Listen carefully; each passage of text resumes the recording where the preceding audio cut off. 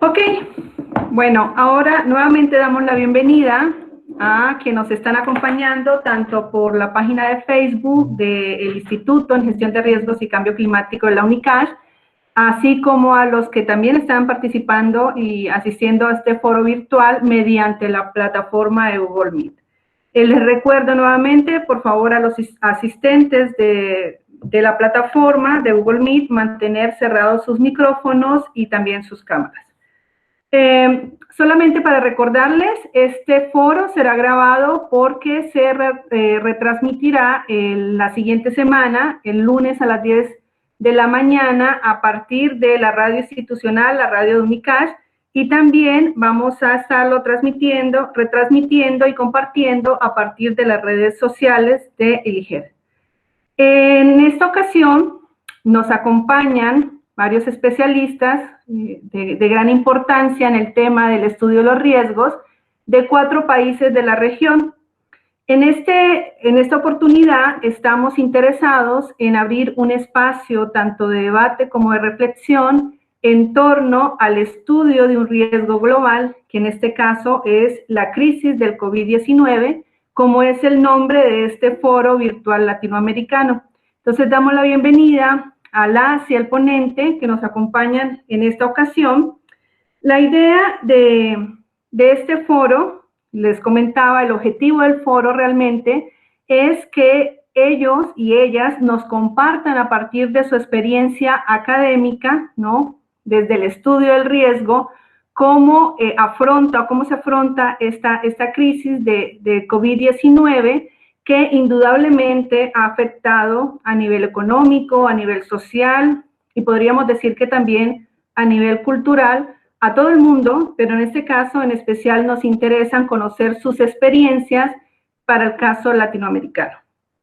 Antes de iniciar con la presentación de nuestros invitados e invitadas, vamos a dar un pequeño espacio para que la doctora Silvia Ramos, directora del Instituto en Gestión de Riesgos y Cambio Climático, nos dé la bienvenida a esta actividad. Doctora, buenas tardes.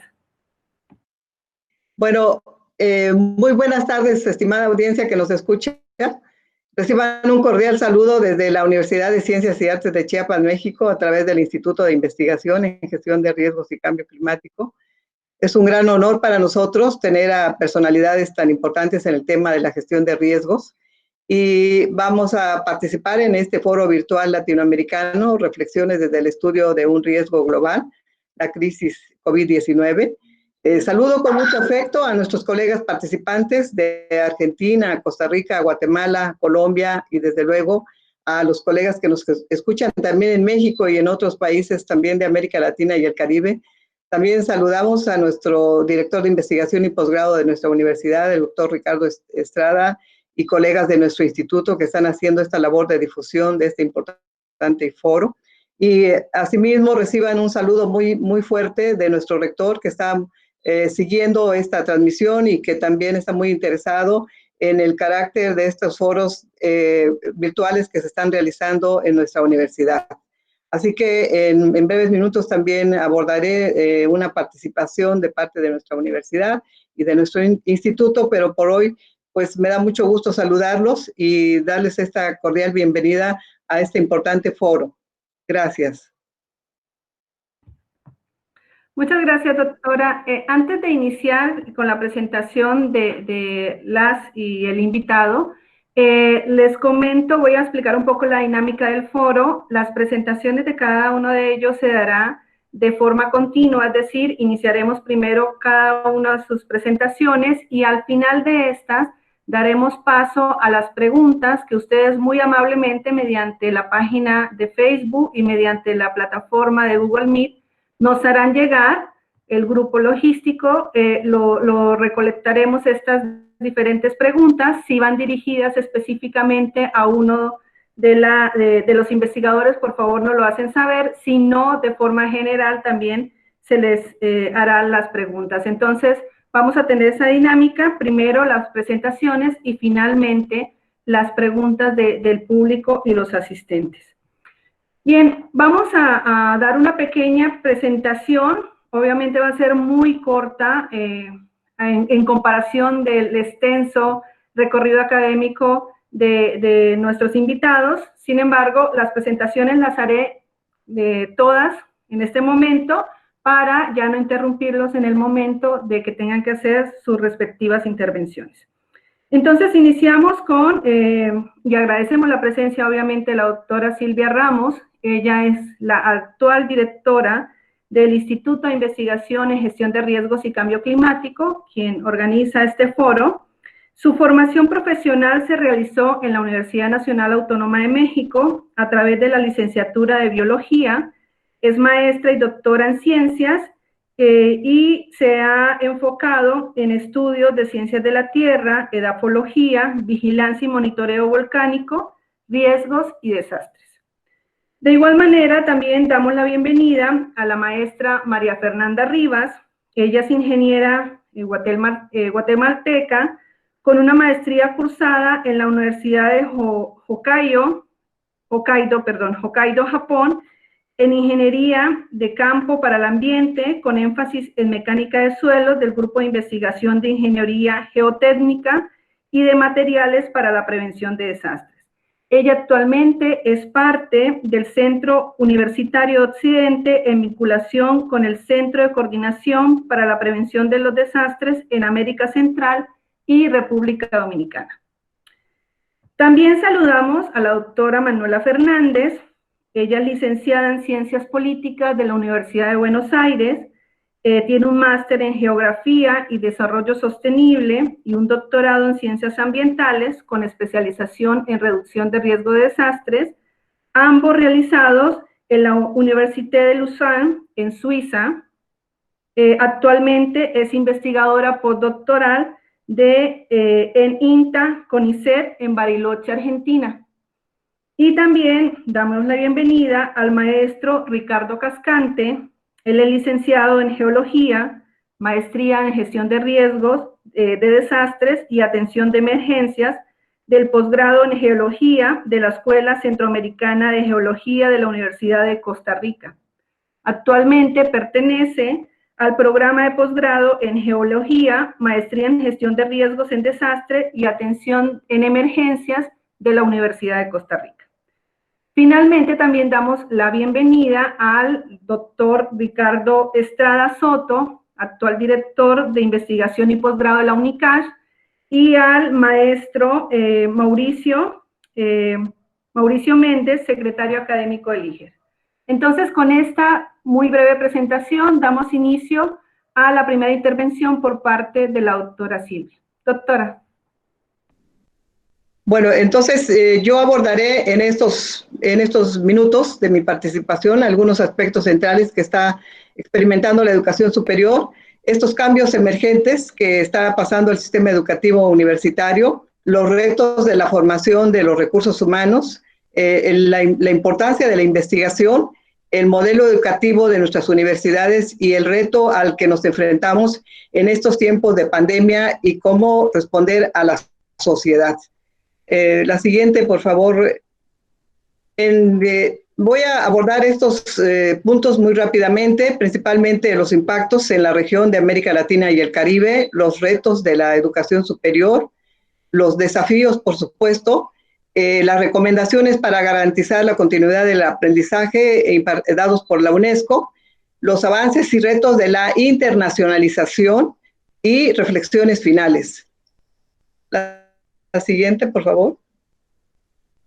Bien, lo primero que quisiera comentarles a ustedes es que hay un informe muy duro, muy crudo de la CEPAL de este año, por supuesto. Es un informe especial sobre la evolución y los efectos de la pandemia del COVID-19 en América Latina y el Caribe y los impactos. Se menciona que antes de la pandemia, América Latina y el Caribe ya tenía el menor crecimiento económico en décadas, y que la pandemia de COVID-19 impactó a la región en un momento de debilidad de su economía y de vulnerabilidad macroeconómica. Y todo esto ha tenido impactos también en la crisis financiera. En 2010 a 2019 señala que la tasa de crecimiento de su Producto Interno Bruto regional disminuyó del 6% al 0.2%, y que más aún el periodo del 2014-2019 fue el de menor crecimiento desde la década de 1950. Esto realmente pues es muy preocupante, ¿no? A medida que la pandemia se propaga en nuestra región, se ha caracterizado como crisis sanitaria, económica y social que cada vez es más fuerte y evidente. Será la causa, por supuesto, de la mayor crisis económica y social de la región en décadas, con efectos pues muy negativos en el empleo, el combate a la pobreza y a la reducción de la desigualdad, y entre ellos también el sector educativo. Por tanto, la dimensión y la duración de sus efectos señalan que son difíciles de cuantificar debido a esta gran incertidumbre que tiene la pandemia. Por otro lado, la Organización Mundial de la Salud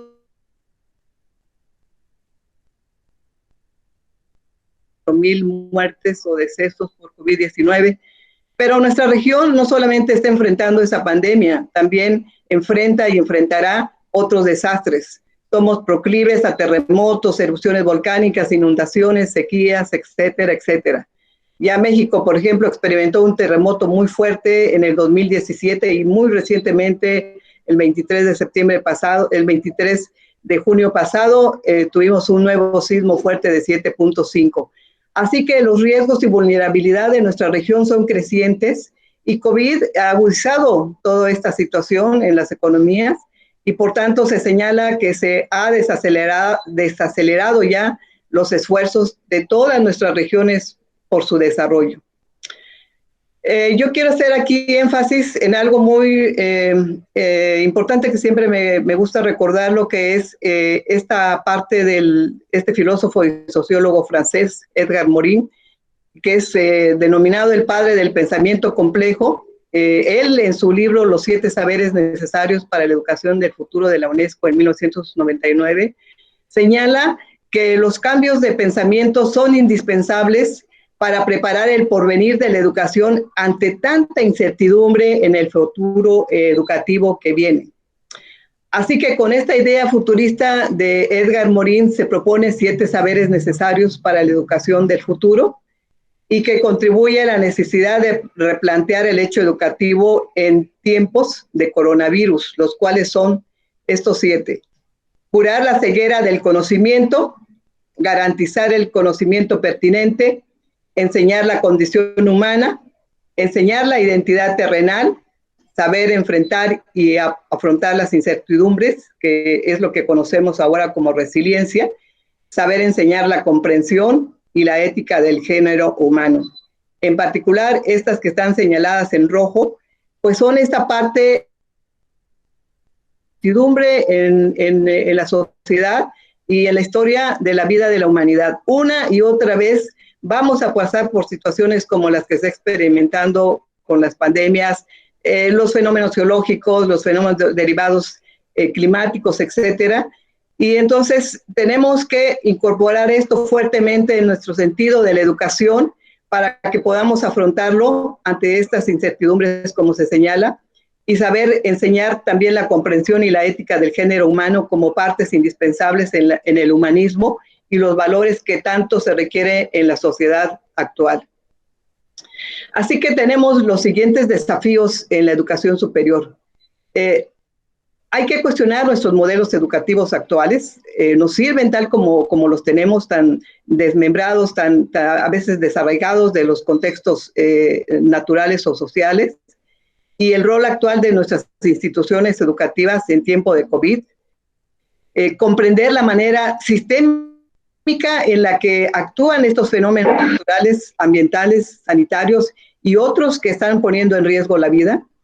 También replantear el modo y la forma en que la escuela, las instituciones educan en el corto, mediano y largo plazo. Innovar el balance entre estos contenidos teóricos, los enfoques y estructuras curriculares, los métodos y estrategias de enseñanza y aprendizaje, estas competencias que son claves en el currículo universitario y que impactará la oferta educativa y que es la base de los futuros profesionales. Así que la resiliencia de nuestras instituciones son fundamentales. Esta resiliencia que nos ha enseñado la cultura de nuestras sociedades a lo largo de toda la vida y que ha experimentado una y otra vez estos riesgos y sus implicaciones. Tenemos de dónde partir. Y justamente este es el valor de la resiliencia. Así que nuestras instituciones de educación superior son el mejor laboratorio social de cambio, donde se forma y seguirá formando los profesionistas que la sociedad demanda, pero ojo, requieren fortalecer su capacidad de innovación centrada en el humanismo. En la actual coyuntura, la presencia de la tecnología y la información en general ha sido abrumadora y causa preocupación entre los sectores científicos y académicos. Por lo menos desde que se inició la pandemia, no hay quien no haya experimentado esa abrumadora cantidad de información y tecnología que tuvimos que asumir en estos momentos de cambio. Pero es importante impregnar de humanismo a las ciencias exactas, las ciencias naturales, de la salud, las ciencias sociales y las tecnologías, pues se corre el riesgo de que en pocas décadas se extinga el humanismo y convertirnos simplemente en consumidores de información dependientes de corporaciones, grupos empresariales e informativos, lo cual requiere de reflexión, de análisis para no perdernos en la deshumanización, en esta transformación de la educación por el momento a distancia. Entonces, la UNESCO tiene unas recomendaciones generales para la continuidad de nuestro aprendizaje, que obviamente tiene asimetrías conforme a nuestras regiones, a nuestros estados, pero primero parte de que examinemos el estado de preparación y que escojamos los instrumentos más pertinentes. Garantizar el carácter inclusivo de los programas de aprendizaje a distancia, de aplicar medidas para garantizar el acceso de los alumnos fundamentalmente, de proteger la privacidad y la seguridad de nuestros datos, de aplicar soluciones a los problemas psicosociales antes de impartir la enseñanza, de planificar el desarrollo de los programas de aprendizaje a distancia, de proporcionar a nuestros docentes y alumnos asistencia en cuanto a la utilización de las herramientas digitales, algo muy importante, de combinar los enfoques adecuados y limitar la cantidad de aplicaciones y de plataformas, máxima ahorita el boom de tantas aplicaciones y plataformas a distancia, establecer las reglas para el aprendizaje a distancia y dar seguimiento al proceso de aprendizaje de los alumnos, y fundamentalmente crear estas comunidades de colaboración, de solidaridad y favorecer los vínculos que debe de fortalecerse más entre el profesor, el docente y el alumno.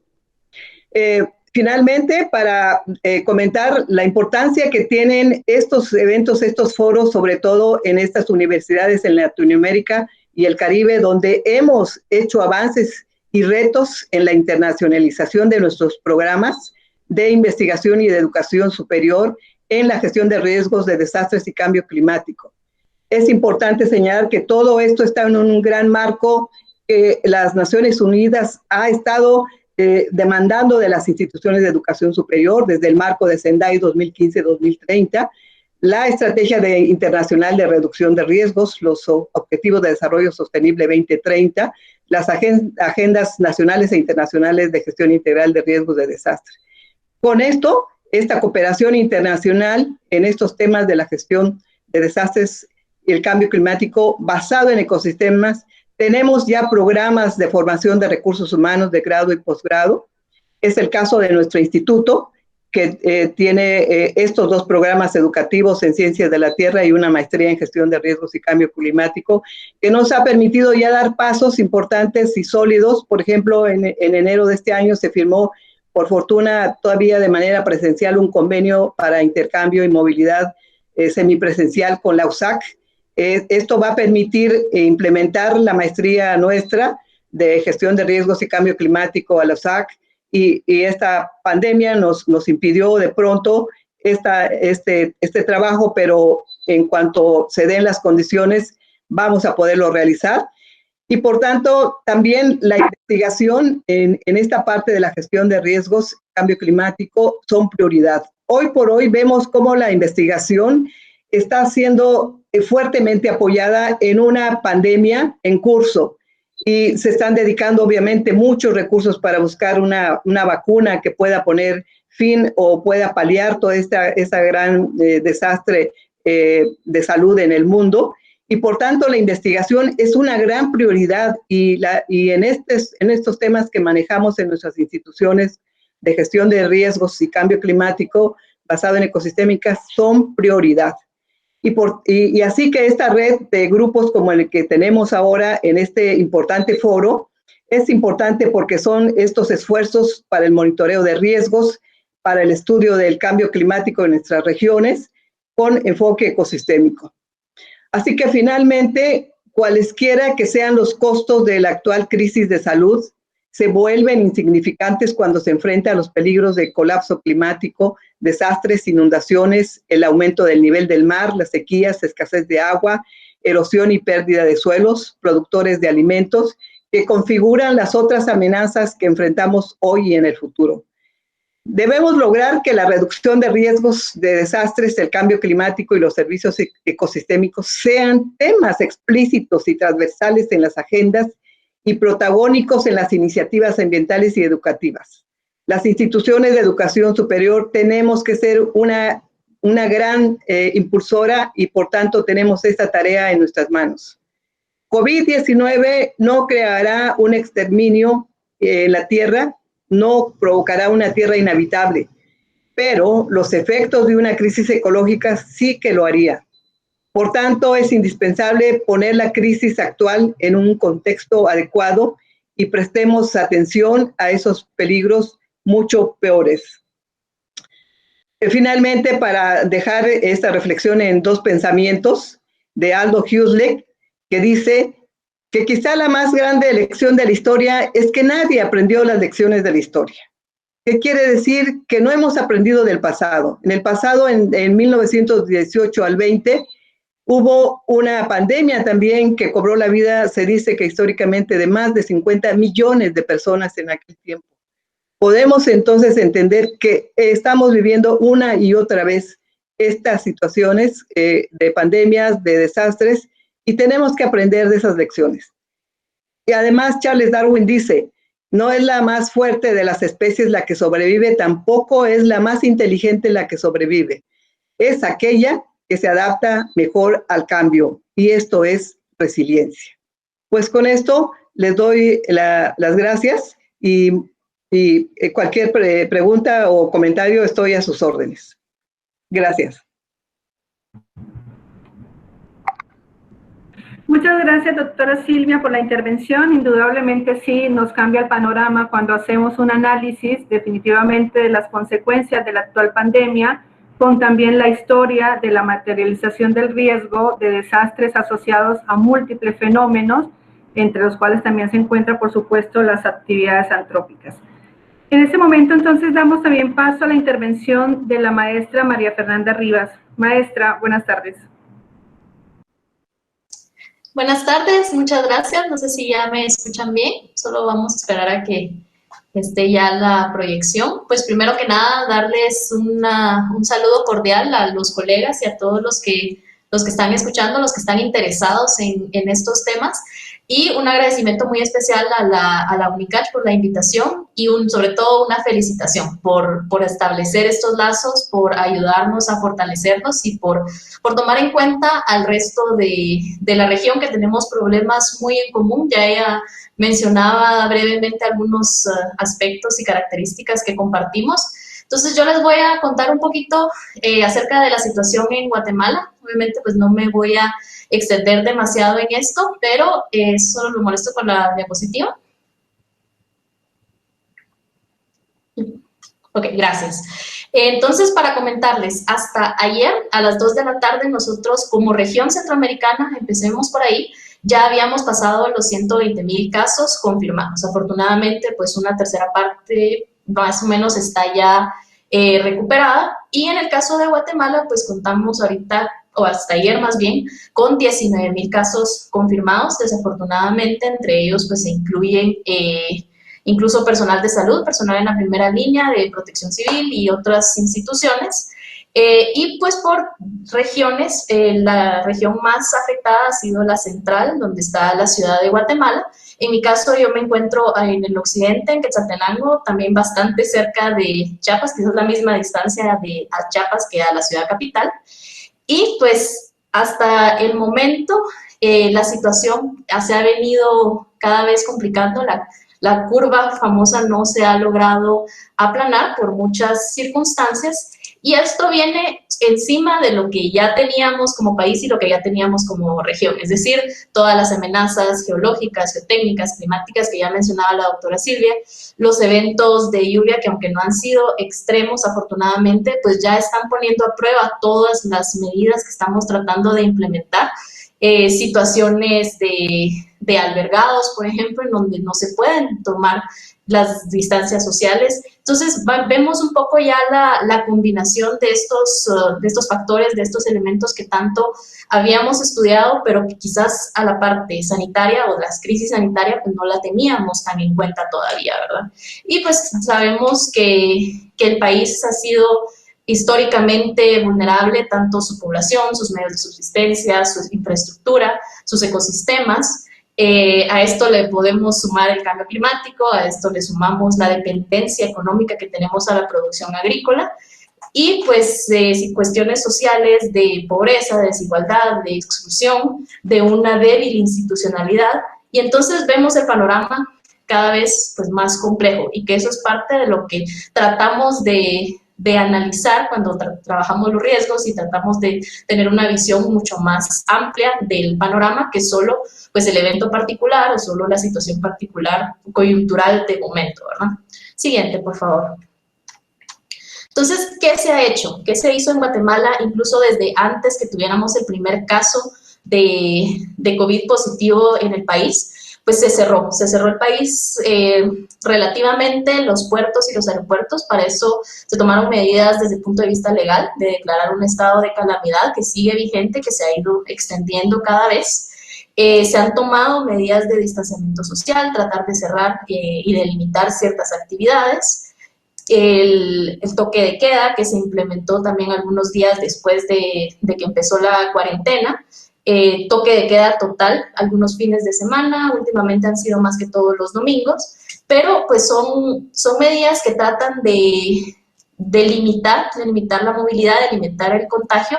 Sin embargo, pues hasta el momento los esfuerzos para complementarlos a través de medidas económicas o de incentivos económicos para las personas que están en mayor condición de vulnerabilidad, pues han estado un poquito insuficientes, ¿verdad? Ahora, en el caso pues, de las universidades, creo que me atrevería a decir que tanto la universidad pública, la Universidad de San Carlos, como las privadas, han sido quienes más, ¿cómo decirlo?, quienes han tenido mayores precauciones en el sentido de cerrar, de suspender todo, no solo por decreto a nivel gubernamental, sino a nivel institucional, de tratar de proteger a su comunidad, ¿verdad? Y entonces, se han tomado estas medidas para que las clases sean virtuales y actualmente pues seguimos en esa modalidad. De hecho, el próximo semestre ya se definió que la mayoría de universidades va a continuar de manera virtual, pero esto que nos viene a desnudar, ¿verdad? Muchos problemas que ya teníamos o que quizás no lo habíamos visto como un problema, que son la parte tecnológica, la parte de los sistemas que no estaban preparadas, las plataformas se utilizaban como un complemento y no como una forma prioritaria de dar las clases. Entonces, se traban las plataformas, tenemos algunos problemas que de conexión, que de personas que no las saben utilizar, limitaciones de internet, por ejemplo, para estudiantes, sobre todo en el área rural, pues que no cuentan con la conexión y entonces se reduce la presencia en las clases virtuales o se complica o se vuelve más caro. Entonces, todo esto va ampliando la brecha que podía haber existido entre los mismos estudiantes y los mismos miembros de la comunidad universitaria, ¿verdad? Y esto, pues sin tomar en cuenta la parte de la educación primaria y secundaria, que en donde también dependen de las capacidades de los padres, ¿verdad? Y obviamente, pues también se nos complican cuestiones administrativas, procedimientos, todo lo que se estaba trabajando en laboratorios, todas las investigaciones. Aunque lo oficial es que la docencia está suspendida, la investigación y algunas actividades con los protocolos adecuados han podido seguir, pero en la práctica sigue siendo complicado, ¿verdad? Sigue la gente tratando, algunos, ¿verdad?, de guardar la distancia social y entonces prefieren suspender algunas actividades Y obviamente, pues toque de queda, a las disposiciones de placas, que ahora alternamos el uso de los vehículos, pues también vienen como a complicar más, ¿verdad? Y a de retener más estos procesos. Siguiente, por favor. Pero a pesar de eso, pues sí se mantiene un gran esfuerzo de parte de la academia, es decir, no todo queda suspendido, pero se han volcado los esfuerzos en algunos aspectos hacia la investigación relacionada con el COVID, ¿verdad? Personal médico, personal experto en estos temas han trabajado modelos, proyecciones para apoyar la toma de decisiones. Se han tratado de formular investigaciones más relacionadas a la cura o a la reactivación económica, o incluso solo pues a la fabricación de insumos o de diseño de equipo médico, que también ha sido insuficiente de parte pues, del sistema de salud. Entonces se ve una contribución y un fuerte interés de parte de las universidades de tomar esa responsabilidad, ¿verdad? Y por otro lado, pues también se han abierto ciertas oportunidades para dar nuevos espacios, ¿verdad? Así como este evento que tenemos ahora, que quizás en otras circunstancias lo hubiéramos hecho presencial, nos hubiéramos reunido los colegas, pero entonces somos un grupo relativamente pequeño, en donde se vuelve caros los traslados, tenemos que ocupar muchísimo tiempo para movilizarnos, y solamente las personas que estén en el evento van a poder conocer lo que nosotros estamos hablando. Entonces, ahora, a través de adoptar esas medidas virtuales, de que la gente lo pueda ver en los diferentes medios, entonces se puede aprovecharse. Es que es una gran oportunidad de divulgar el conocimiento de riesgo hacia toda la población, porque obviamente lo que nos interesa es involucrarnos a todos, ¿verdad? Siguiente, por favor. Ok, y pues ahora ya esta es mi última diapositiva, comentarles de parte también de la rama, digamos, de ingeniería, que Daisy mencionaba que yo soy ingeniera y eso a veces como que no mucho hace clic, ¿verdad? De que tiene que ver uno en una crisis sanitaria, por ejemplo. Y realmente la idea es reflexionar en que en realidad sí hay mucho trabajo por hacer desde todas las ramas, y desde la ingeniería yo diría que hay muchísimo trabajo relacionado con la construcción de hospitales, de hogares o de viviendas temporales para incluso médicos, para apoyar a las personas que deben de estar en cuarentena, sobre todo también en la continuidad de servicios eléctricos, servicios de agua potable, que es indispensable para las medidas de higiene, en las plantas de tratamiento, para hospitales, estos otros procesos que lo habíamos visto como algo quizás muy normal, muy común, ahora tienen que tener el componente de riesgo, no solo por todo lo que nosotros ya conocemos de las consideraciones sísmicas, las consideraciones de la región, pero ahora vemos la importancia de las continuidades de actividad, de tener un plan de contingencia y pues de fortalecer también la información o las capacitaciones, las capacidades que tenemos los ingenieros para trabajar temas más específicos respecto a los hospitales, respecto a las plantas de tratamiento y ese tipo de instalaciones que no son comunes, ¿verdad? Que ante una situación de COVID, por ejemplo, pues tenemos que tener otro tipo de precauciones y otro tipo de procedimientos. Entonces, simplemente con esto yo terminaría mi intervención. Nuevamente agradecerles el espacio y quedo a las órdenes para las dudas, ¿verdad? María Fernanda, gracias por la intervención. Definitivamente, y esto lo hemos comentado siempre que nos reunimos a hablar sobre el tema, el riesgo, el estudio del riesgo es una problemática muy compleja y definitivamente ha sido imposible estudiarla desde una sola disciplina o desde una sola ciencia. Y esto es más que evidente en sus intervenciones. Muchísimas gracias. Ahora damos paso a la intervención de la doctora Manuela Fernández.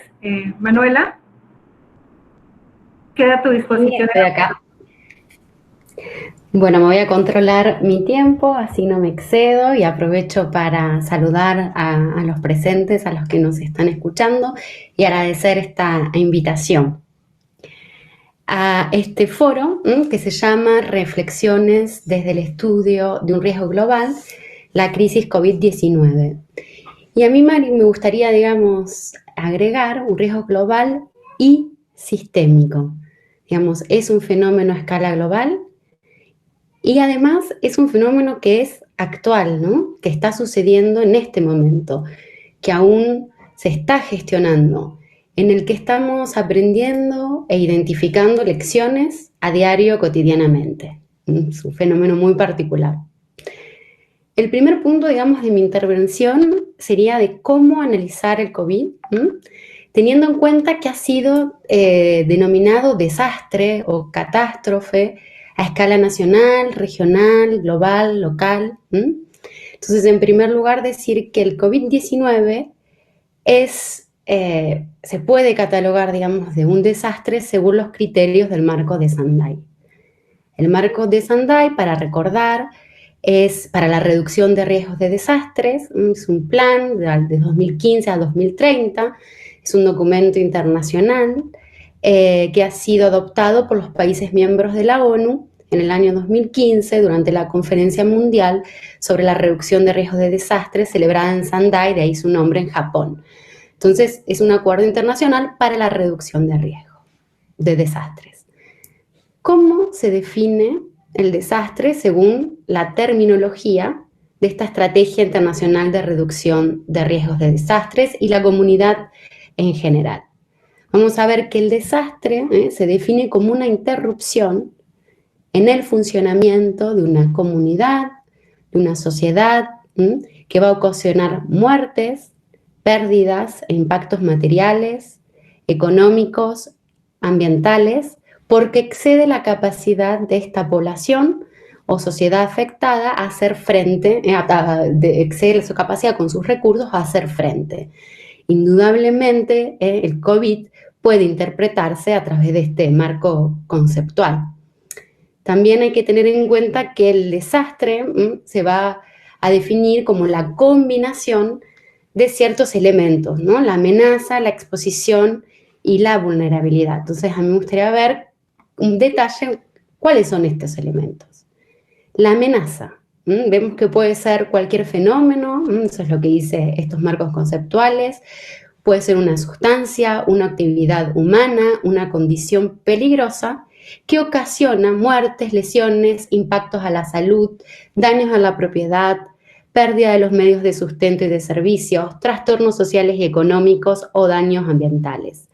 El COVID puede, digamos, entenderse como una amenaza en la categoría biológica. Ejemplos de amenazas biológicas son brotes de enfermedades epidémicas, contagios de plantas, animales, etc. Entonces vemos que entra. Otro elemento que habíamos hablado era la exposición, o sea, son estos elementos que están expuestos directa o indirectamente a esta amenaza biológica, que pueden ser, por lo general, pueden ser bienes, infraestructuras, población. En este caso, en el COVID, se ve que el elemento expuesto, nos focalizamos sobre todo en la vida humana como elemento expuesto. Pero bueno, dijimos que el desastre se produce cuando hay una amenaza, en este caso esta amenaza biológica, cuando hay una población expuesta, pero habíamos hablado que hay otras condiciones que tienen que estar presentes, y es la vulnerabilidad. ¿Qué pasa? ¿Qué es esto de la vulnerabilidad? Sabemos que son características, circunstancias que tiene una sociedad, una comunidad, que lo hace más frágil, más susceptible a sufrir este impacto de la amenaza. Y lo que es interesante es que esta fragilidad se genera a través de procesos macroeconómicos, sociales y políticos, como bien dice el enfoque constructivista del riesgo. Entonces vemos que el desastre relacionado al COVID-19 va a ser fruto de esta interacción de estos tres componentes. Tenemos una amenaza biológica, personas expuestas y sociedades vulnerables y frágiles. Y ahí abordo mi segundo punto. Quiero también hablar del carácter sistémico y concatenado que también mencionó la doctora Ramos. Vamos a ver que estos fenómenos, o en todo caso la pandemia, va a generar en primer lugar una crisis sanitaria, evidentemente, pero después de forma concatenada crisis económicas, sociales, Y también hay que tener en cuenta, como decían las compañeras anteriormente, que puede generar otras crisis si hay otros desastres que ocurren relacionados a eventos hidrometeorológicos, geológicos, con el COVID presente. Entonces, ver que el carácter sistémico de la crisis del COVID y sus efectos en cascada sin precedentes repercutieron en todos los sectores, y esto es algo muy importante, y niveles y en todos los países de la región. El tercer aspecto es justamente tratar sobre los impactos. ¿Por qué, si bien es un fenómeno global, por qué hay impactos diferenciados? ¿Por qué en ciertos lugares hay más muertes? ¿Por qué sucede? ¿A dónde llega el virus? ¿A qué sociedades? ¿Están preparadas?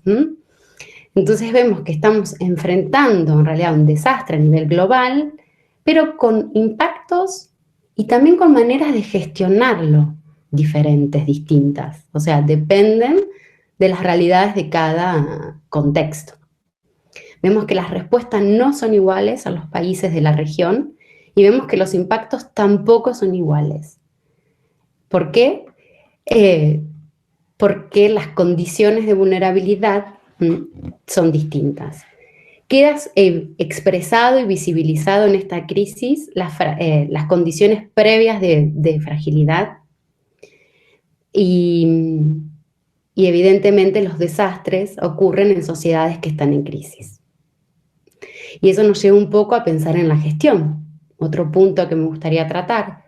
América Latina, digamos, el COVID agarra a gobiernos, a instituciones de América Latina sin una preparación quizás adecuada, con instituciones de gestión de riesgo que siguen trabajando de manera sectorial y sin ver este enfoque de manera sistémica, con lo que hablamos antes, que concierne aspectos sociales, ecológicos, económicos. Vemos muchas veces, ¿por qué digo gestorial? Que muchas veces se empieza a tratar esta crisis sanitaria, en muchos casos está liderada por los ministerios de salud, por el presidente, pero pensar que hay que ser más integral, porque sabemos que los riesgos son sistémicos y no pueden seguir siendo tratados con un enfoque tradicional. Entonces, el aprendizaje sería dejar de pensar, de tener este pensamiento sectorial para ir a un enfoque sistémico y no olvidarnos, sobre todo, que la gestión de riesgo es una estrategia de desarrollo.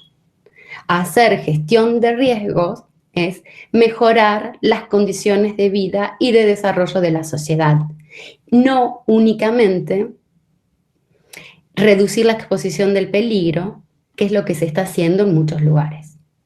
Se trata de, a lo mejor, de reducir esta exposición. Y obviamente necesita una capacidad y coordinación de múltiples sectores, actores, porque el tema es complejo.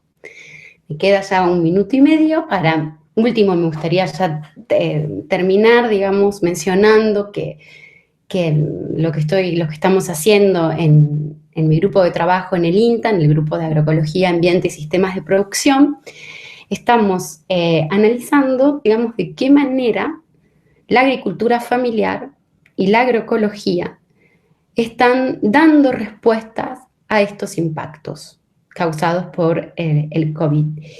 En qué consisten estas respuestas y ver que nuestra hipótesis es que son generadores de capacidades de resiliencia que pueden hacer frente a estas amenazas, distinto a la acción gubernamental.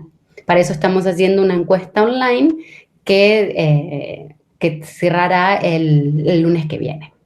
Con esto termino y dejo espacio para las preguntas más adelante para mis compañeros. Gracias.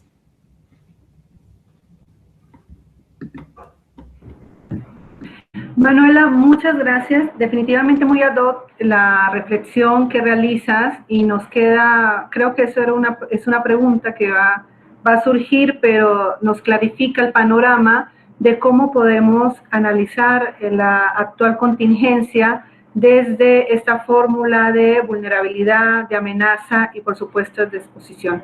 Entonces, gracias. Creo que va a dar apertura para muchas dudas que surgen en torno a tu reflexión. Damos entonces paso al maestro Ricardo Cascante. Ricardo, el auditorio es tuyo.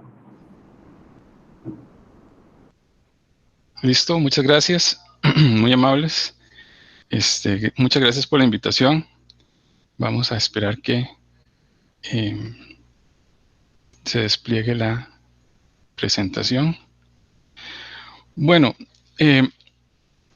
mi presentación va basada un poco precisamente en las oportunidades que se están generando en este momento, a pesar de la pandemia. Vamos a ver. Ahí está. Perfecto. Muchas gracias. Muchas gracias. Y voy a tratar de enfocarlos un poco en un ejercicio que hicimos para los gobiernos locales. La siguiente, por favor.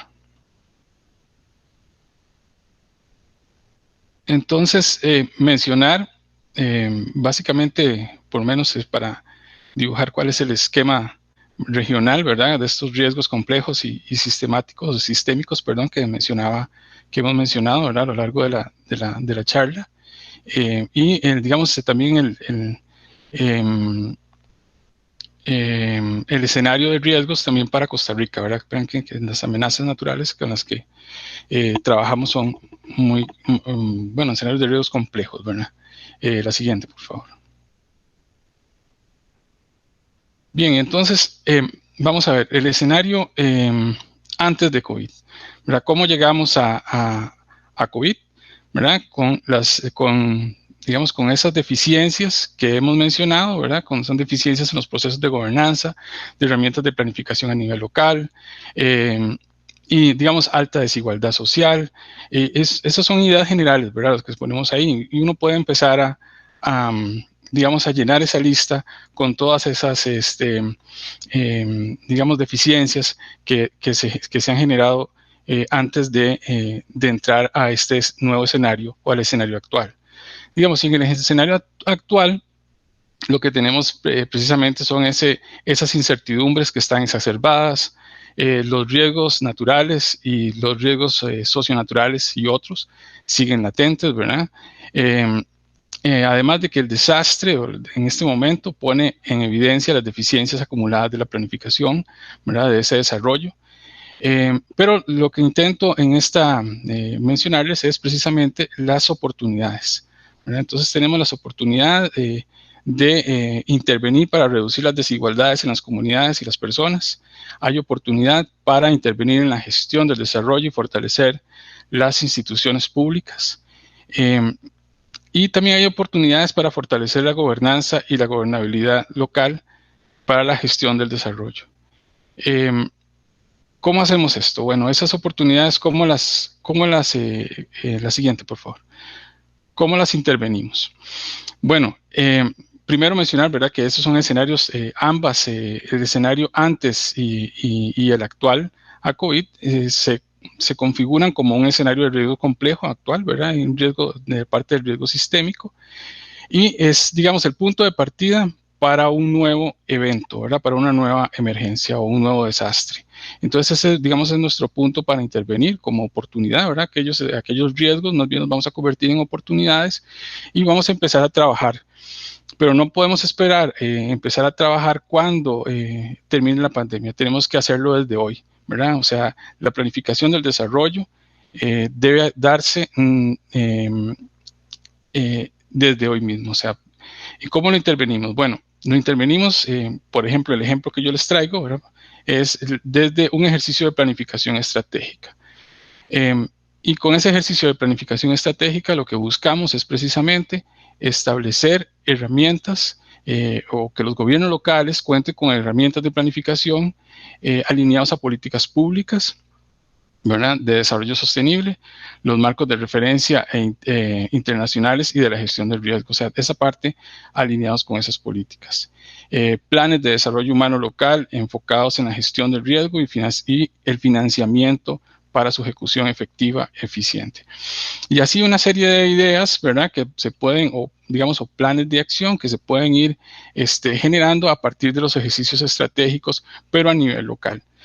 Uno de los ejercicios, como les decía, que trabajamos fue precisamente la parte del fortalecimiento de las estructuras a nivel de gobierno local, ¿verdad? Y uno de las, vamos a ver, de las propuestas que se generaron fue la implementación de las unidades de gestión del riesgo municipales. Estos como elementos catalizador para la gestión preventiva del riesgo.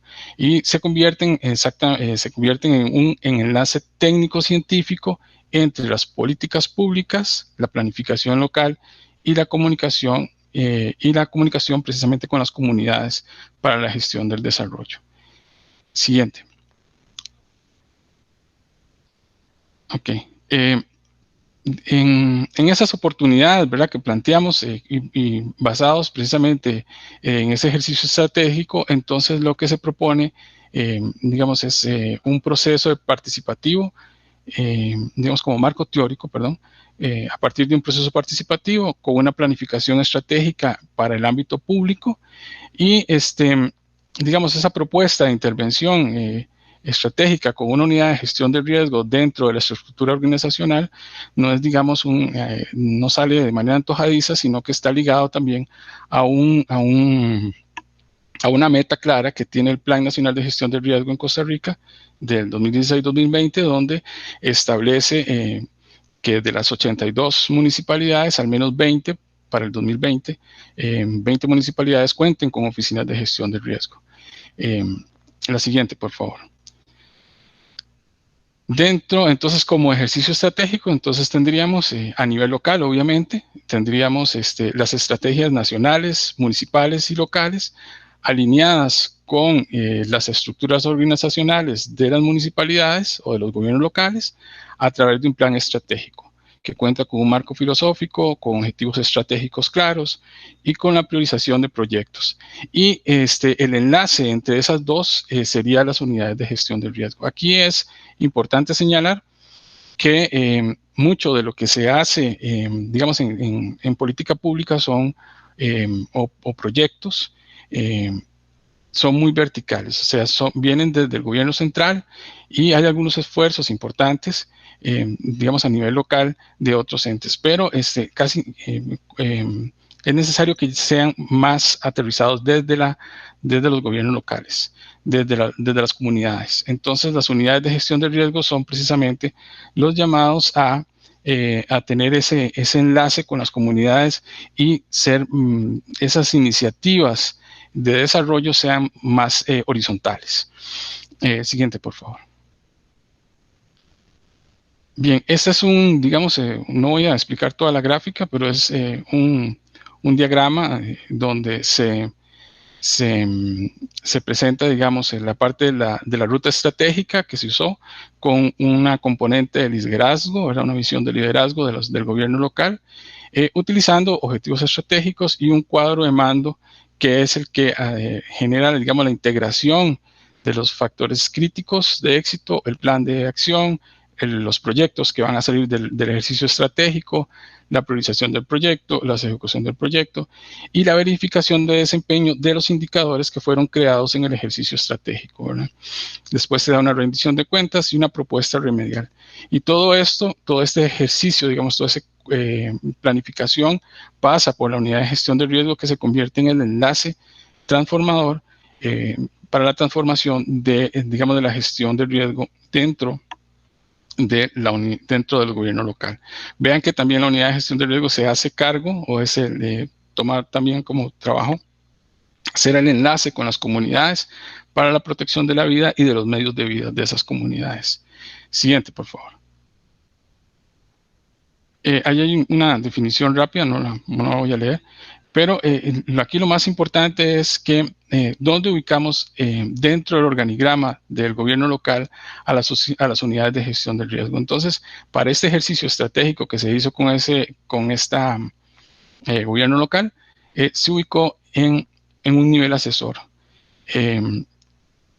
como una unidad de control de gestión de carácter vinculante con objetivos y productos definidos a partir de la estrategia o del ejercicio estratégico que se realizó anteriormente.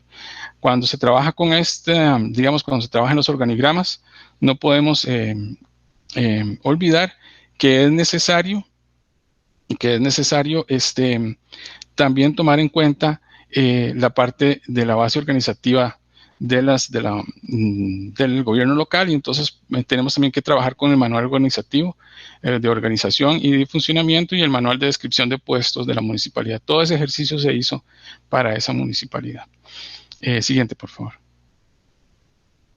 Y en esta otra filmina, diapositiva, lo que trato es de presentarles es el diagrama, el modelo, cómo funciona, de funcionamiento de la unidad de gestión del riesgo y su relación con los niveles del organigrama municipal. Vean que se convierte en una unidad, digamos, en un ente que permite que los indicadores creados a partir de la estrategia fluyan por toda la organización, pero que también se convierten en enlace con las comunidades, ¿verdad? Entonces ahí no es simplemente una planificación para la municipalidad, o sea, para el interno, sino para vincularlo directamente con las comunidades. Siguiente, por favor. Bueno, y en resumen, permite lo que mencionaba precisamente, era que permite que los indicadores construidos fluyan por toda la organización y se genere una retroalimentación sobre los resultados. También la unidad se encarga de reportar ante los entes fiscalizadores, ya sean internos o externos, los avances de las metas propuestas y las herramientas de planificación. Siguiente. Y ya a modo de conclusión, ¿verdad? Lo pongo como oportunidades, ¿verdad? La planificación del desarrollo post-pandemia debe iniciarse hoy. Lo pongo post-pandemia, pero también es cómo vamos a lidiar, digamos, con toda la crisis de aquí en adelante. Pero debemos iniciar a planificar, el desarrollo desde hoy. Debe contar con un mandato claro desde el marco normativo nacional, esto porque las unidades, en este caso, las unidades de gestión de riesgo, no cuentan, digamos, con un mandato o digamos, desde la normativa nacional. Y a diferencia de otras unidades de gestión, por ejemplo, las unidades de gestión ambiental y las unidades técnicas de gestión vial sí cuentan con normativa y funcionan, digamos, desde una normativa clara. Hay una necesidad de fortalecimiento de la gobernanza, permite a los gobiernos locales la gestión integral de los escenarios de riesgo futuros de manera más eficiente y eficaz. Las unidades, entonces, de gestión de riesgo se convierten en un enlace entre los gobiernos locales y las comunidades para la gestión del desarrollo local. Como vimos, entonces se presenta como una unidad, una estructura organizacional dentro del gobierno local a un nivel asesor de carácter vinculante y que funciona como una unidad de gestión, ¿verdad? Entonces hacemos 3 enlaces ahí entre los planes estratégicos, ¿verdad? Una herramienta, un ejercicio de planificación estratégica, una gestión de proyectos, la gestión de proyectos y evaluación de resultados y unidad de control, y todo funcionando como gestión para el desarrollo, para resultados de desarrollo. Finalmente, mencionar que ante el actual escenario de la educación virtual, la prioridad es mantener a esta generación y a las siguientes dentro del sistema educativo en todos los niveles. Les dejo el enlace para el trabajo que hemos realizado y finalizo con esta filmina, esta diapositiva, perdón, adelante. Es una vista del amanecer del Cerro Chirripó, dándoles la idea de que si queremos alcanzar alguna meta, debemos planificar una planificación estratégica desde hoy. Esas rocas tienen que alcanzarla los que pretenden ascender a la cima entre 5:30 y 5:45 de la mañana para lograr ver el amanecer en ese punto. Listo, muchas gracias.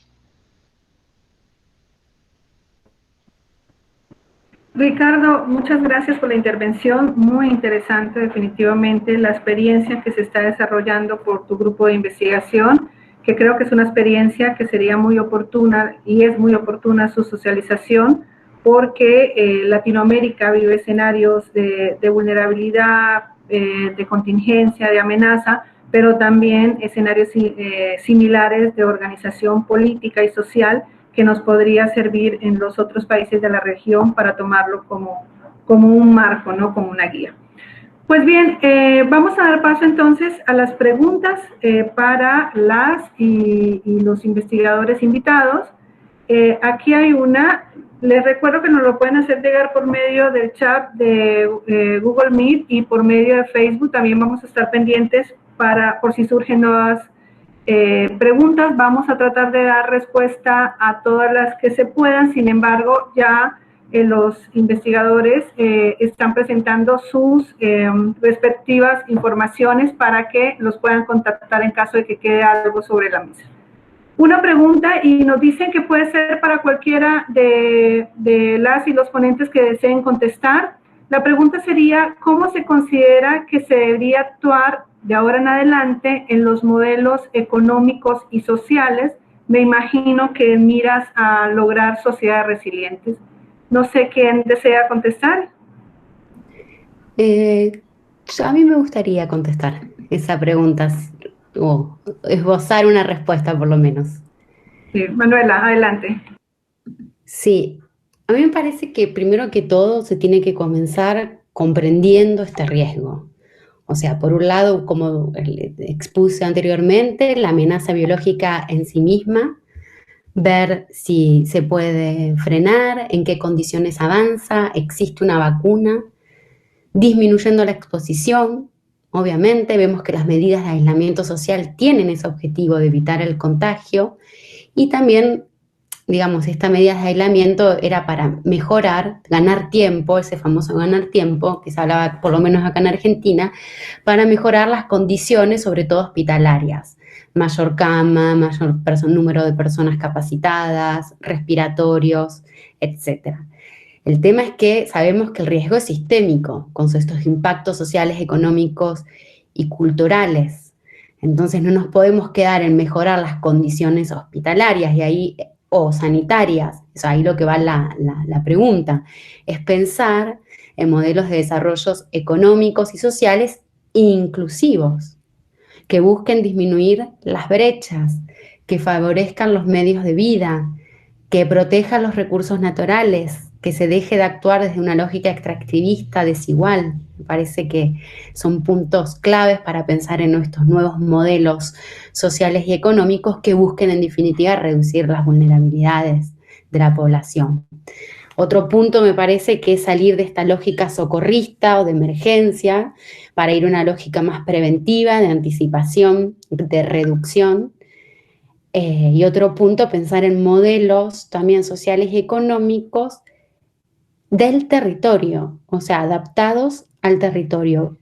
Me parece que esto es algo fundamental, si bien es algo global, como dijimos, tiene impactos desiguales y distintos en función de lo que estemos analizando, entonces habría que conocer nuestro territorio, sus características, sus poblaciones, y crear modelos o promover modelos que favorezcan esta escala, ¿no? La escala territorial. No es lo mismo lo que pasa en Buenos Aires, en el Gran Buenos Aires, que en el resto del país. Y así lo está entendiendo el gobierno, por eso hay medidas distintas. Y por último, integral, un modelo de desarrollo donde participen varios actores, donde estén llamados a la mesa varios actores, que no sea tan verticalista como se ha solido ser estos modelos que nos causan desigualdad y generan más vulnerabilidades. Gracias, Manuela. Hay otra pregunta también, nos pregunta Jorge Cruz, derivado de las propias vivencias dentro del marco educativo, ¿consideran que las plataformas tecnológicas podrían llegar a constituir parte de la metodología que deberían incluir los gobiernos de América Latina para hacer de manera extensiva?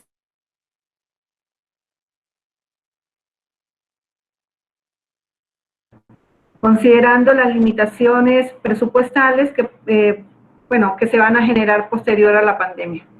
¿Quién nos quiere ayudar con esta pregunta? Si quieres puedo intervenir, Daisy. Definitivamente, ahora estamos viendo que la tecnología pues, nos vino a solucionar muchísimos problemas.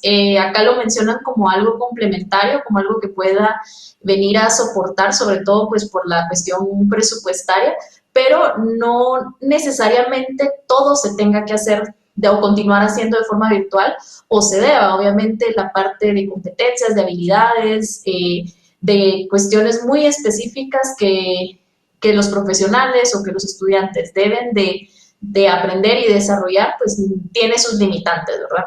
Ahora, respecto a, creo que la pregunta era específicamente sectores de producción, sí, creo que estaría muy a criterio también de quienes van a desarrollar estas nuevas modalidades, hasta dónde se puede extender y hasta dónde se le puede dar paso a este uso, ¿verdad? Gracias, María Fernanda, no sé si alguien más quiera complementar, Ricardo o doctora Silvia. La pregunta... No escuché bien la pregunta, Daisy, ha cortado un poquito la comunicación. Perdón, es algo larga, así que la voy a resumir. Básicamente nos están preguntando si las plataformas tecnológicas deberían formar parte de ahora en adelante de estas metodologías, metodologías educativas, metodologías para la educación, teniendo en cuenta también las limitantes presupuestales que tienen nuestros diferentes países y que seguramente se van a agudizar de aquí en adelante después de o post-pandemia. Esa es la pregunta. Sí, ¿sí me permite? Un poquito abonar a lo que ya comentaron ahorita las colegas, en el sentido de que definitivamente estas plataformas pues sí llegaron para quedarse. No, ahorita, por fortuna, existían estos a la mano, de tal suerte que el sistema educativo general pudo hacer uso de estas herramientas tecnológicas para paliar el paso tan abrupto que hubo de la educación presencial a la educación a distancia. Así que estas plataformas sí es importante tenerlas ya contempladas como una herramienta más ante la posibilidad de que más adelante pueda volver a ocurrir. Si bien es cierto, como lo comentábamos, nuestros países en general están privilegiando mucho la salud de nuestros estudiantes en todos los sectores, desde el nivel básico, medio, superior, en el sentido de no exponer a los estudiantes a un regreso presencial que pueda generar un rebrote de los contagios en varias partes. Entonces, el regreso al siguiente semestre, por lo menos aquí en México y en Chiapas en particular y en nuestra universidad, se prevé que sea virtual, justamente por esa necesidad de buscar preservar la integridad de la salud de todos estudiantes, maestros y personal administrativo. Así que las herramientas virtuales sí son una buena herramienta, pero también, ¿qué ha pasado? Como se comentaba, el uso de tantas herramientas que están disponibles actualmente también ha resultado abrumador, de suerte que las instituciones de educación superior, en el caso también de nuestra universidad, estamos realmente eligiendo una sola plataforma que sea de uso generalizado por estudiantes y profesores, para no generar pues toda esta cantidad de por sí ya bastante fuerte de carga tanto al docente como al alumno en esta práctica educativa a distancia. Entonces, sí, definitivamente tienen que ponerse ya esta herramienta como una necesidad ya impostergable. Las universidades están mejorando todos sus niveles de educación a distancia. En el caso de nuestra universidad, así se está haciendo. Y ahora, pues, también estamos justamente en estos días, pasando por una serie de capacitación de todo el profesorado en estas metodologías del uso de plataformas, para ir hacia el nuevo semestre ya con antelación preparando nuestros programas educativos y no llegar como lo hicimos ahora, que fue de imprevisto, al uso de estas herramientas. Pero sí, definitivamente que en base a este marco de que tenemos, de que no solamente es la pandemia, posteriormente hay Dios no lo quiera, pero hay un nuevo evento geológico como un terremoto, todas estas cuestiones, por al menos de carácter regional, que interrumpen los servicios en un momento determinado. Entonces, estas herramientas realmente pueden ser de uso inmediato para sustituir la parte presencial. Y evidentemente no se piensa que nuestros programas educativos vayan de aquí en adelante todo de manera virtual.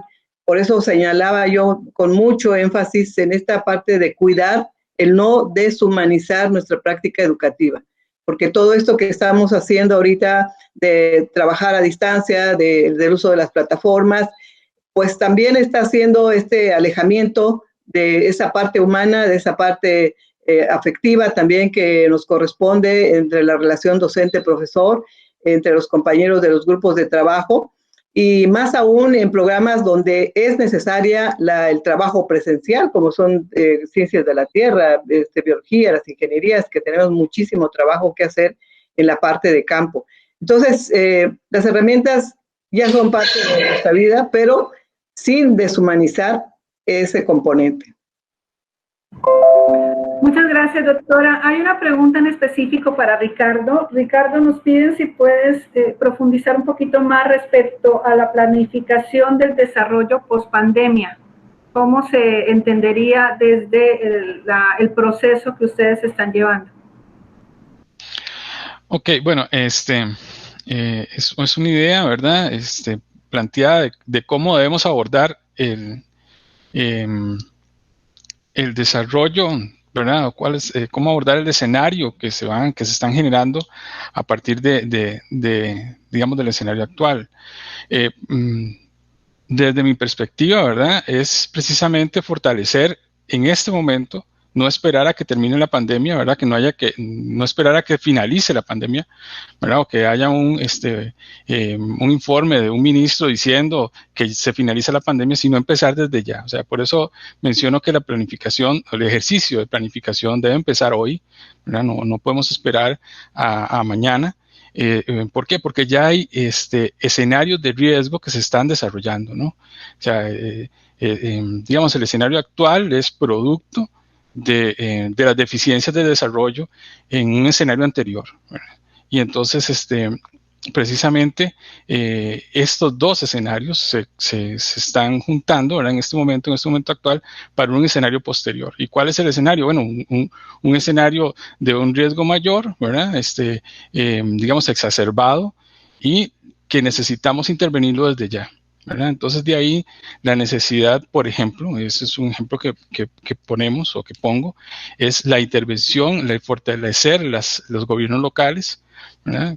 Tratando precisamente lo que decía Manuela, de que esas iniciativas de desarrollo no sean tan verticales, sino que se generen más desde la horizontalidad, tratando de que sean realmente transversales al desarrollo local, ¿verdad? Pero para eso necesitamos entender el territorio. Necesitamos conocer cuáles son nuestras capacidades. Necesitamos divulgar información, y eso no lo podemos hacer desde los gobiernos centrales porque puede ser que estén muy ocupados en otras cosas, ¿verdad? Y los gobiernos locales, que son los entes, los que están llamados al desarrollo local, ¿verdad? A gestionar el desarrollo local, tengan precisamente la función de gestionar ese desarrollo. Están más cerca de las comunidades o estar más cerca de las comunidades. Quería también mencionar la parte de la tecnología, ¿verdad? Como una oportunidad que tenemos. Si bien es cierto, como decía la profesora Silvia, nos toma a contrapié, ¿verdad? De entrar a la parte virtual, pero se convierte también en una oportunidad, ¿verdad? Y de tomar todas esas herramientas, esa tecnología, y llevarlas, digamos, a un grado más de utilidad, más allá, ¿verdad? Y lo otro que me surge, digamos, también como idea es cómo trabajar con las comunidades desde el distanciamiento, ¿verdad? Y precisamente la tecnología va a jugar un papel muy importante en ponernos en comunicación con ellos y retomar, digamos, esa planificación, ¿verdad? El desarrollo local. Sí, no sé si logré dar respuesta o quedó claro. Muchas gracias, Ricardo. Vamos a dar solamente un momento para una última pregunta. Hay más preguntas, pero pues, se hace corto lograr contestarlas todas en este momento. De todas maneras, las y los ponentes han dejado sus datos para que puedan ubicarlos. Si no, bueno, también esta información se puede dar mediante el Facebook si no hay ningún inconveniente por parte de ellos. La última pregunta es: todos estamos alerta ante la amenaza del COVID para América Latina y ha estado bajo una amenaza mayor. La migración producto de malas políticas, falta de seguridad, etcétera. ¿Qué modelo a seguir para disminuir esta situación de riesgo en relación a lo que preguntan, a las migraciones? Por lo pronto, creo que en México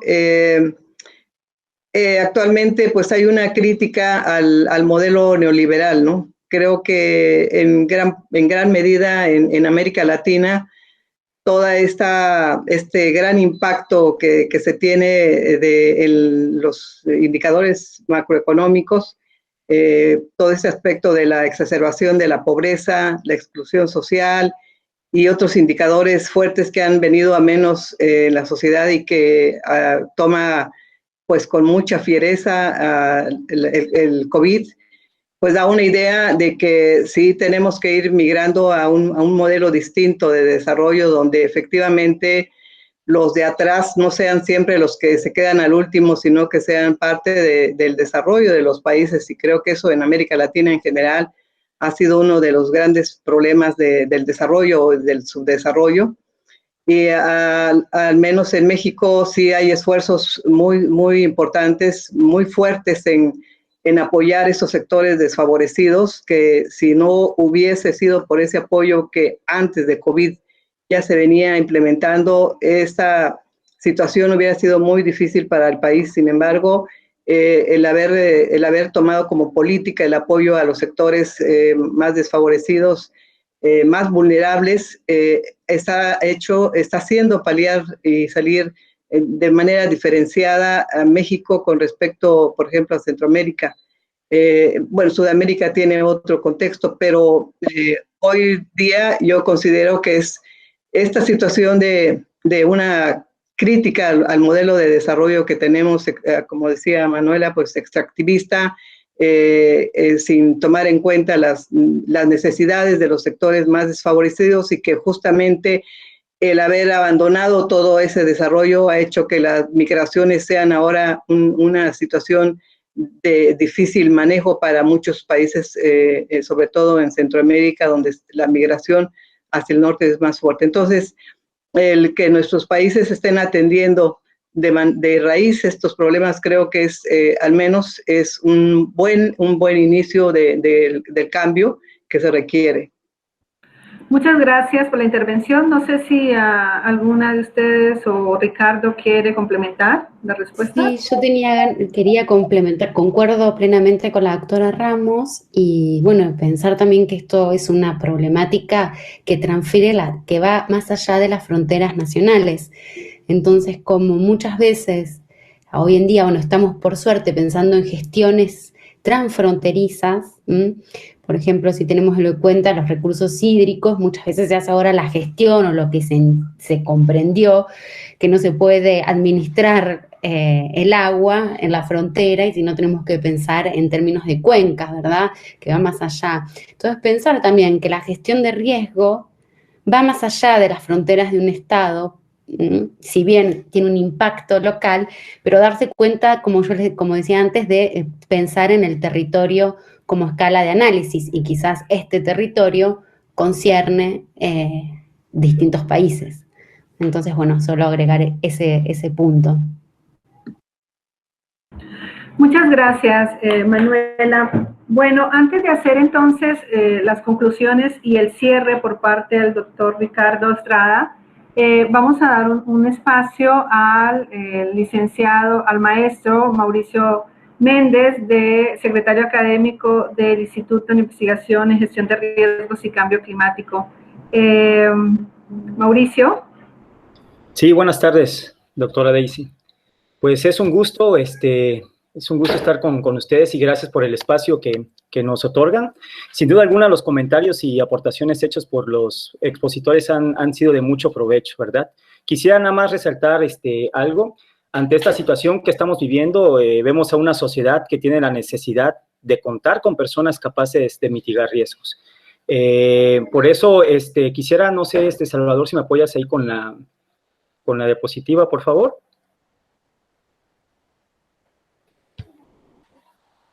Ok, y pues vemos una realidad hoy en día, ¿no? Esta realidad es que hasta dónde estamos preparados como sociedad para actuar ante una contingencia. Estamos viviendo una contingencia sanitaria, es cierto, pero ¿qué pasaría, igual como lo que mencionaba la doctora Silvia, si se empezara a desencadenar otros fenómenos como sismos, inundaciones, erupciones volcánicas, entre otros, ¿no?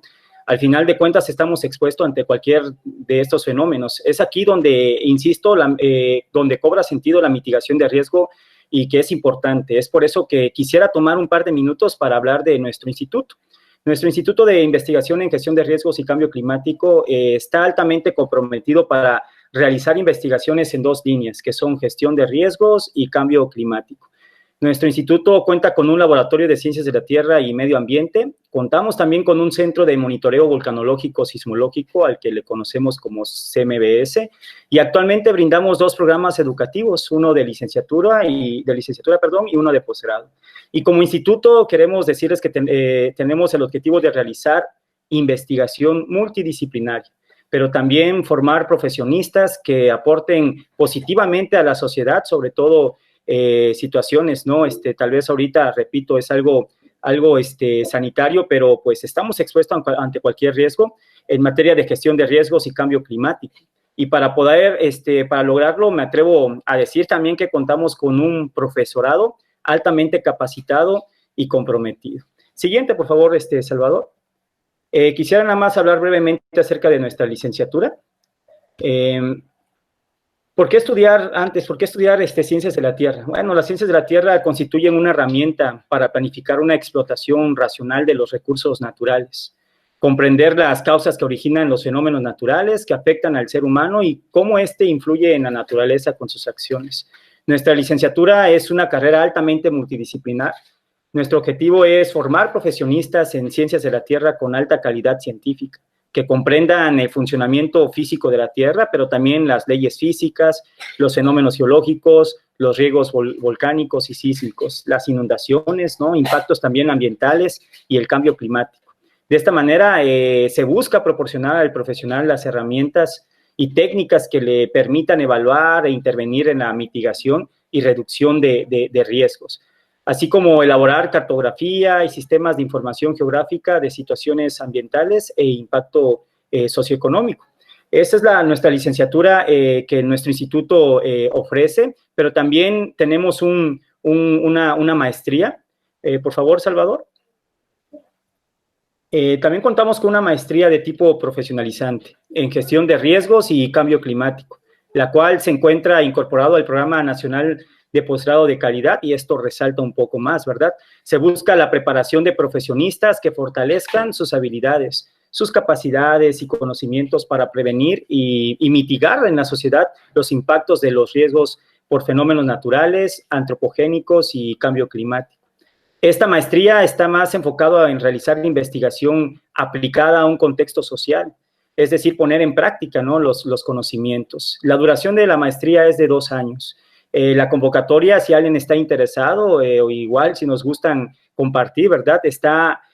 Aún está vigente, se cierra en el mes de septiembre, no así para la licenciatura, pero de igual manera, si quieren alguna información, si podemos apoyar o aportar en algo, pues con gusto los atendemos. Pueden ahí buscarnos en la página del IGER o también directamente en la página de la Unicash. Pues eso sería mi participación. Agradezco nuevamente el espacio que me brindan y pues sería todo, doctora. Muchas gracias. Muy, muy pertinente, por supuesto, la información de los programas educativos que estamos llevando en el IGER, en el Instituto de Investigación en Gestión de Riesgos y Cambio Climático de la Unicash. Me voy a tomar simplemente un breve tiempo para dar algunas ideas muy, muy generales respecto a las aportaciones dadas por y el participante a fin de concluir antes de dar la palabra al doctor Ricardo Estrada. Son básicamente 4 puntos importantes, ¿no? La idea de vulnerabilidad necesariamente es importante dentro de las reflexiones de esta actual crisis, establecer que los escenarios de vulnerabilidad en Latinoamérica se han agravado y agudizado por la actual pandemia, y esto ocurre generalmente siempre que se da un proceso de materialización del riesgo, porque de hecho la vulnerabilidad es un espacio idóneo para que en interacción con cualquier tipo de amenaza se den estos escenarios de desastre. Entonces, muy oportuno los escenarios, el análisis de los escenarios de vulnerabilidad que se han desarrollado en el caso latinoamericano.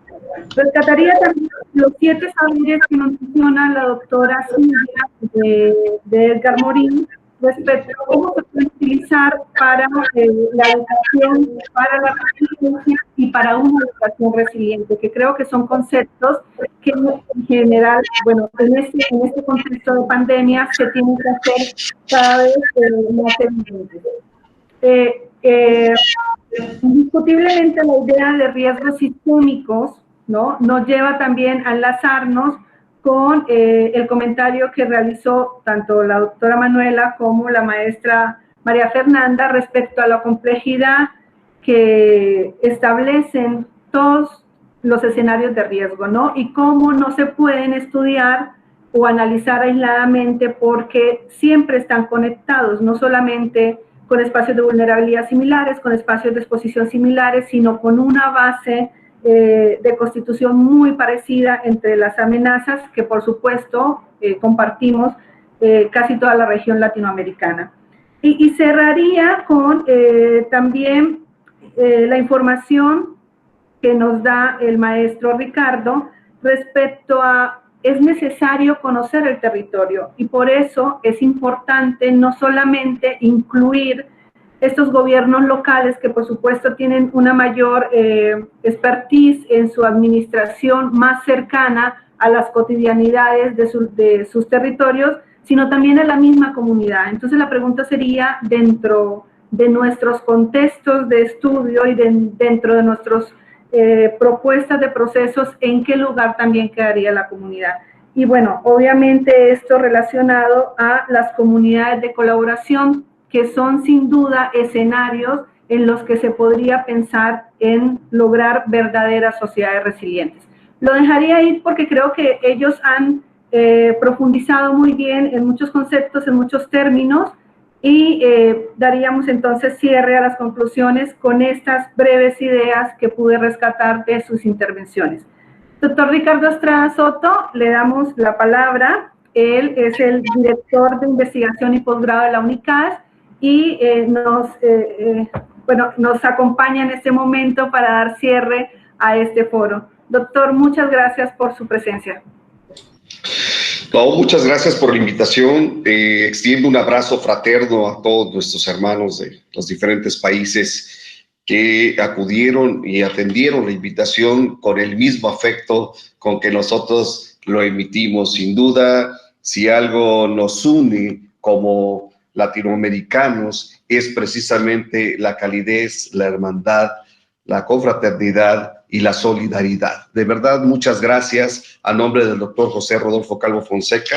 Yo les agradezco muchísimo la participación que han tenido, una participación, por supuesto, de excelencia, como lo son las organizaciones y universidades a las que pertenecen. En verdad que les agradecemos profundamente el que hayan participado en este foro virtual latinoamericano, reflexiones desde el estudio de un riesgo global, la crisis COVID-19. En efecto, esta pandemia nos ha hecho cambiar muchas cosas que cotidianamente hacíamos.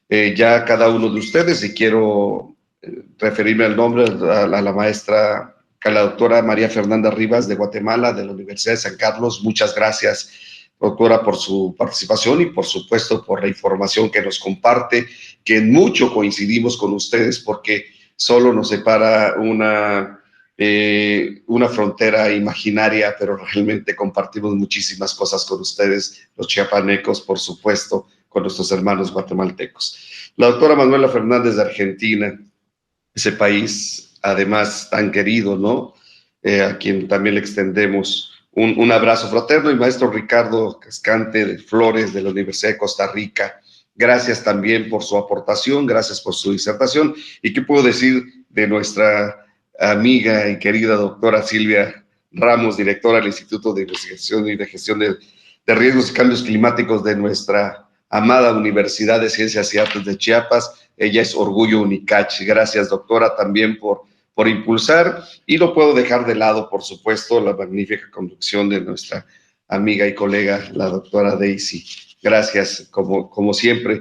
Pues es muy interesante lo que aportaron, y rescato dentro de todas estas cosas, por supuesto, sin tratar de igualar la excelencia con la que ustedes hicieron su ponencia, ni el resumen también de calidad que hizo la doctora Daisy, pero sí rescato que efectivamente esta pandemia, como otros eventos que luego se presentan de otro tipo, ¿no? De terremotos, inundaciones y demás que nos ponen en riesgo, siempre sacan a la luz las deficiencias en varios de los aspectos y en todos nuestros países. Y destaco y rescato de la ponencia de ustedes que estas deficiencias que saltan ahora para atender la pandemia, está sin duda alguna deficiencia en nuestros sistemas de salud, ¿no? No es que solo nos haya tomado de sorpresa, sino que efectivamente deja con tristeza ver que tenemos muchas áreas de oportunidad para mejorar.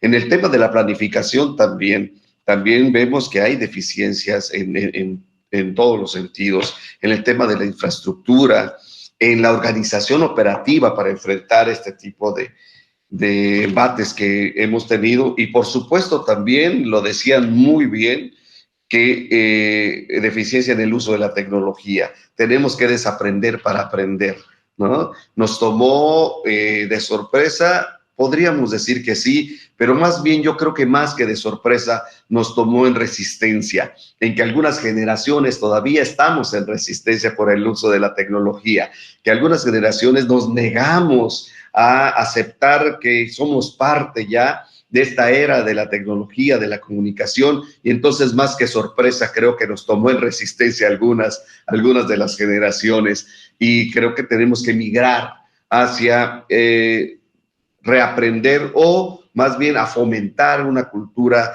y esta asociación que debemos tener con la tecnología.